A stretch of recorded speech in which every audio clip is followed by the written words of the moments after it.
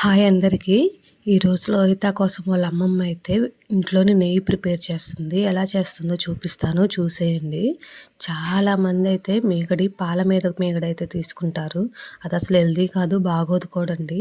పెరుగు మీద మీగడే తీసుకోండి వీలైనంత వరకు. మా అమ్మ అయితే ఈ మీగడ 15 రోజులు మీగడ ఫ్రిడ్జ్లో అయితే ఉంచింది.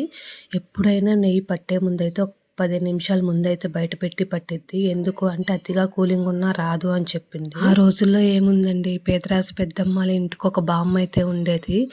పొద్దున్నే లెగవగానే మజ్జిగతో పాటు మీగడ కూడా వేసేసి ఒక ఎన్న ముద్ద అయితే తీసేవాళ్ళు.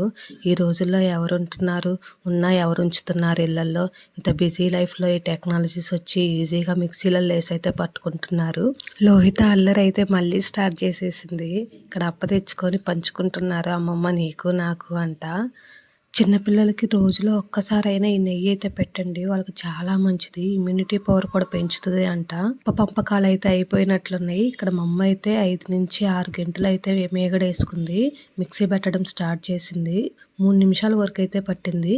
మధ్యలో కాకపోతే వాటర్ అయితే అడ్జస్ట్ చేసుకుంటా ఉంది. చూసేయండి మా అమ్మ చేతిలో ఎంత గడ్డలాగా వచ్చిందో ఎన్నపూస అయితే. చేతికి అంటకుండా ముందే చెయ్యి అయితే తేమ చేసుకుంటుంది.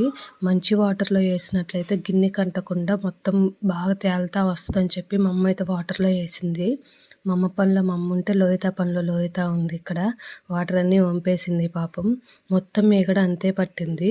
మొత్తం పడితే మాకైతే కేజీ నుంచి కేజీన్నర వరకు మీగడ అయితే వచ్చింది. ప్రెగ్నెంట్ లేడీస్ చాలా మంది నాన్ వెజ్ అయితే ఎక్కువగా తినరు. అలాంటి వాళ్ళు ఈ నెయ్యి రోజులో 2 సార్లైనా తింటే ఆ విటమిన్స్ ఇవి బ్యాలెన్స్ చేస్తాయంట.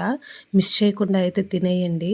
చూసారా, ఇందులో మేమైతే ఇంట్లో ఒక పావు కేజీ వరకు అయితే కాగబెట్టాము. మిగతాది అమ్మేస్తాము. ఎందుకంటే ఎక్కువ రెగ్యులర్గా వస్తూనే ఉంటుంది కదా, సో ఎప్పటిదెప్పుడు ఫ్రెష్గానే ఇంట్లో అయితే కాగబెట్టుకుంటాము. చూసేయండి. ఎప్పుడైనా కూలింగ్ లేని నెయ్యి తీసుకొని కాచాము అంటే మనకి ఎక్కువ గోదావరి ఏర్పడదు. అండ్ కాచేటప్పుడు లో ఫ్లేమ్లో పెట్టి అటు ఇటు కదుపుతూ కాచుకున్నాము అంటే అస్సలు ఏర్పడదు. మాకైతే అలా కలుపుతూ కాచడం వల్ల అయితే అస్సలు గోదావరి ఏర్పడలేదు. ఇంక ఈ స్టేజ్కి వచ్చాక కొన్ని మెంతులు కానీ తమలపాకు కానీ వేసాము అంటే చాలా టేస్ట్గా ఉంటుంది. మిస్ చేయకుండా వేసుకోండి.